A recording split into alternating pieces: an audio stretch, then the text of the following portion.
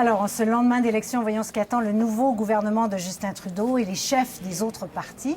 Je vous le disais, ils sont avec nous ce soir sur ce plateau. C'est avec grand plaisir que j'accueille Daniel, Tasha, Michel. Bonsoir. Bonsoir. Bonsoir. Alors, on va prendre un moment quand même pour revenir sur ce qui s'est passé hier soir. Daniel, vous me disiez qu'est-ce qui s'est passé hier soir? Ben, on va regarder. Qu'est-ce qui vous a le plus frappé? Parce qu'évidemment, jeudi dernier, on était ici ensemble, on parlait d'une possibilité d'un gouvernement libéral, minoritaire. Mais je crois qu'il n'y a pas beaucoup de gens qui avaient envisagé un gouvernement majoritaire, en tout cas avec pas une majorité comme celle-là. Alors, Tasha, je commence avec vous. Qu'est-ce qui vous a le plus frappé dans ce qui s'est passé hier soir? Pour moi, le plus, c'était en Ontario, voir la couronne de Toronto et Toronto dépeint complètement en rouge. De ma circonscription de Whitby, où l'ancien ministre Flaherty, feu M. Flaherty, était pendant 8 ans, château fort conservateur, non, libéral maintenant, jusqu'à Mississauga, Brampton, tous les autres comtés, et aussi dans le nord, Newmarket. Tous les comtés, effectivement, vous parliez du vote ethnique ou des communautés ethniques, mais aussi du centre de Toronto, l'NPD aussi a tombé. Ça, c'était pour moi quelque chose de jamais vu. La circonscription de Jack Layton, oui, absolument. au centre de Toronto. Tout rouge. Tout rouge. Tout rouge. Daniel. Écoutez, moi, ce qui m'a frappé et qui m'a pas frappé, c'est que l'histoire s'est répétée hier. Quand les Canadiens sont tannés d'un gouvernement et qu'ils en ont assez, ils le répudient et de façon cavalière et de façon catégorique. Il avait le fait avec les libéraux de Pierre Trudeau en 84, des conservateurs de Mulroney en 93, et hier soir, il était clair qu'ils en avaient assez de Stephen Harper. Pas du Parti conservateur qui se maintient, qui reste quand même une force très importante au Canada, mais de Stephen Harper. C'est un référendum sur lui et ils l'ont foutu à la porte. Et dans un contexte comme celui-là, le gagnant, c'est celui qui se positionne le mieux, qui fait la meilleure campagne. Thomas Mulcair aurait dû gagner parce que c'est lui qui a fait tout le travail de sape contre Stephen Harper au cours des dernières années, mais c'est Justin Trudeau qui a gagné parce qu'il a fait la meilleure campagne, parce qu'il a le physique de l'emploi et parce qu'il représentait vraiment le changement que recherchaient les Canadiens. Vous, Michel? Bien, écoutez, ce qui m'a frappé, moi, c'est vraiment l'ampleur de l'effondrement du NPD au Québec et en corollaire, la facilité avec laquelle le vote francophone s'est déplacé vers les libéraux. Oui, on vous laisse débarrasser de M. Harper, encore qu'au Québec, M. Harper a augmenté sa représentation, mais c'est surtout de voir des gens dont un bon nombre de souverainistes, j'imagine, se tourner vers un Trudeau, avec tout ce que ça rappelle de mauvais souvenirs. Je ne sais pas exactement ce que ça signifie pour l'avenir, mais il y a certainement un tournant. C'est comme si on avait accepté de faire abstraction de toutes les vilenies qu'on pouvait reprocher aux libéraux dans le passé et de jouer le jeu, en tout cas tenter de rejouer le jeu politique canadien. Alors, ça pourrait être un tournant. Oui, mais peut-être parce que ce que dit Daniel est très vrai, que beaucoup de gens, et on l'a entendu dans ce que les gens nous disaient aujourd'hui, les gens voulaient que M. Harper s'en aille, et donc c'était la meilleure... Oui, mais dans un contexte où il y aurait eu une fébrilité, mettons, souverainiste au Québec, se tourner vers M. Trudeau, ça aurait peut-être été moins facile que ça l'a été. Et pour ajouter à ce que Michel dit, ce qui est étonnant, c'est qu'au Québec, où l'opposition au NICAB est la plus forte et que ça a fait très mal à Thomas Mulcair, ça a cristallisé l'opinion sur Thomas Mulcair. On a voté pour Justin Trudeau, qui va encore bien plus loin que Thomas Mulcair sur le NICAB. Mais qui avait plus de chance dans le reste du Canada. Je pense que c'était cette raison-là. Le reste du Canada regardait le Québec regardait le reste du Canada, et à la fin de la journée, ils ont tous les deux dit il faut choisir un champion, et ça va être M. Trudeau. Alors, on va se tourner un peu vers l'avenir. Qu'est-ce que ça veut dire, ce gouvernement de Justin Trudeau? Qu'est-ce que ça change au niveau des relations fédérales-provinciales? Parce que là, il y a vraiment un changement de ton. On l'a vu, il n'y a pas seulement ses relations avec la presse, ses relations avec le reste du monde, mais avec les provinces aussi, Daniel. Bien, ce que ça change, il n'y en avait pas de relations fédérales-provinciales au cours des 10 dernières années. M. Harper n'en faisait pas, c'était pas dans son ADN, il n'aimait pas ça. Ce qu'il faut dire à la défense de Stephen Harper, et c'est très important, c'est qu'il a toujours été très respectueux des juridictions provinciales. Il n'est jamais venu avec ses gros sabots, comme les libéraux l'ont déjà fait dans le passé, dans les champs de compétences des provinces. M. Trudeau va réunir les provinces. Il a 3 gros problèmes sur la table. Il va faire un tour de table sur le Sénat pour réaliser qu'il n'y a rien à faire là. Philippe Couillard ne voudra pas en entendre parler, probablement Kathleen Wynne non plus. Qu'est-ce qu'il fait avec le Sénat, cette patate chaude? Deuxièmement, et Philippe Couillard l'a dit ce matin, il y a 2 dossiers prioritaires très importants qui impliquent de grosses dépenses. La péréquation qu'il faut revoir.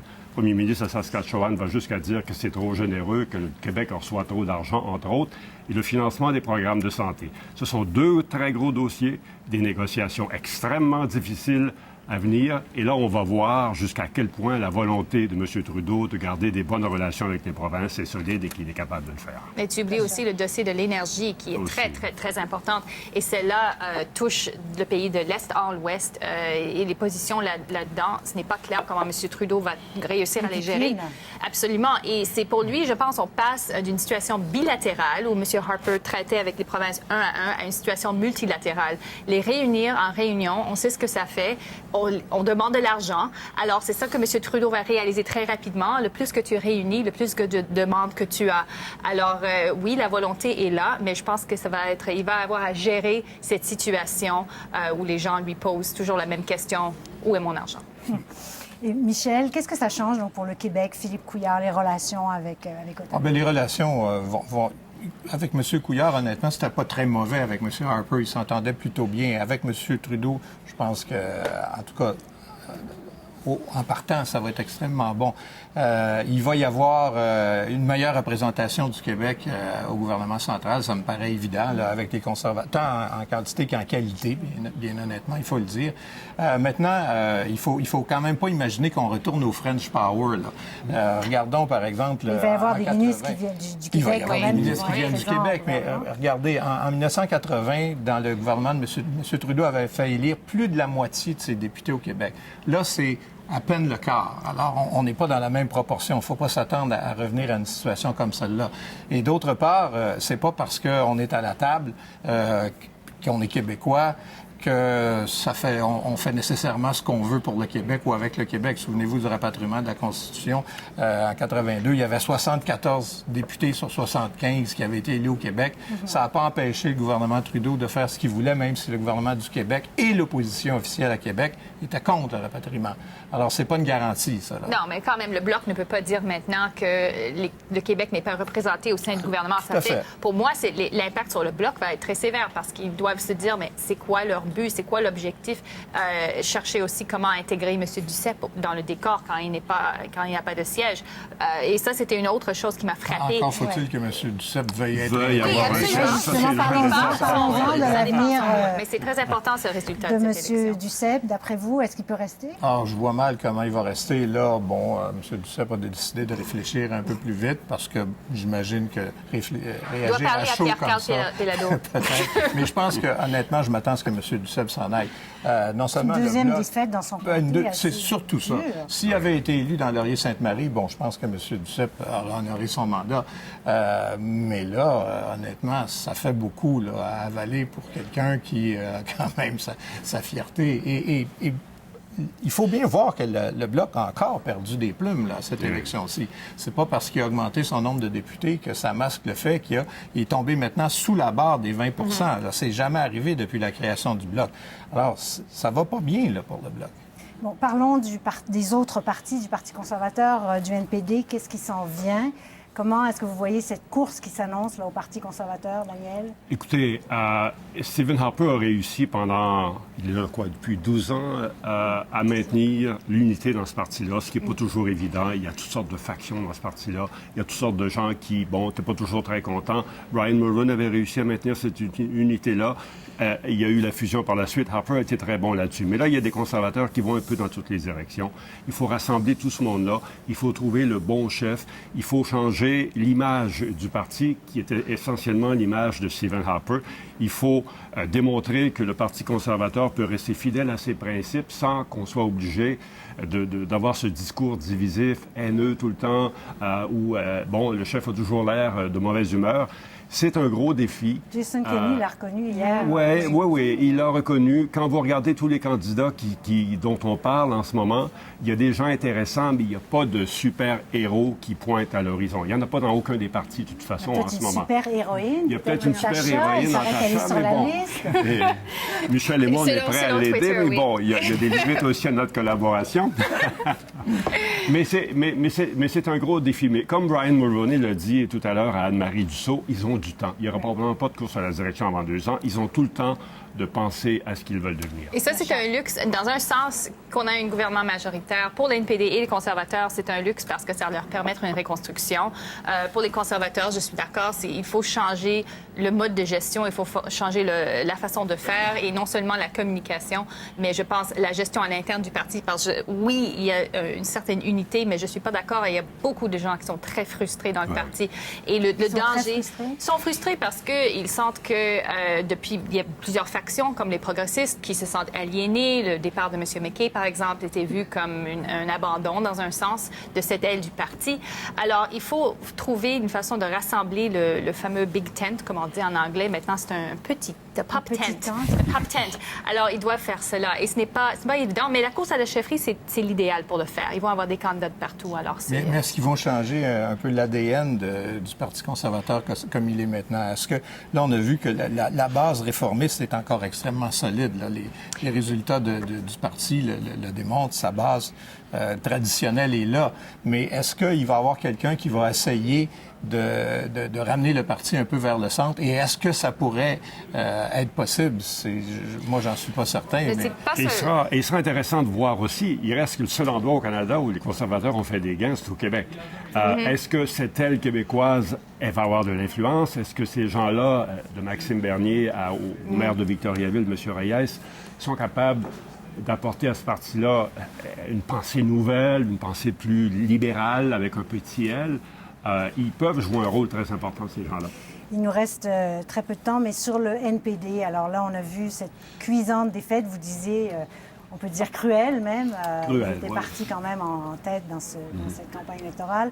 Donc, est-ce que Thomas Mulcair peut rester? Est-ce qu'il reste chef?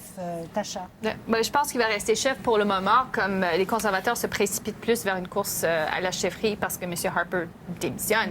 Mais M. Mulcair, je pense, va attendre un peu parce qu'il n'y a pas autant de gens, je pense, dans l'NPD. Il y a beaucoup de députés comme Megan Leslie et autres qui ont été défaites, qui seraient des candidats de qualité pour la chefferie qui ne sont plus là.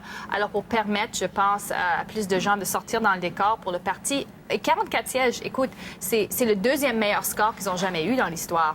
2011, c'était une aberration. Ça recule. Par rapport aux attentes, oui. C'est difficile. Par rapport aux attentes, mais le parti n'est pas moribond dans les années de Broadbent. Mais il va y avoir une grosse introspection à faire parce que si M. Mulcair avait perdu, si le NPD avait perdu en brandissant l'étendard progressiste, les gens auraient dit, on s'est fait battre sur notre... On va lui reprocher ce recentrage du parti. Mais là, il donne l'impression d'avoir sacrifié l'âme du parti et les résultats ne sont pas là. S'il avait gagné, on aurait certainement oublié ce petit recentrage.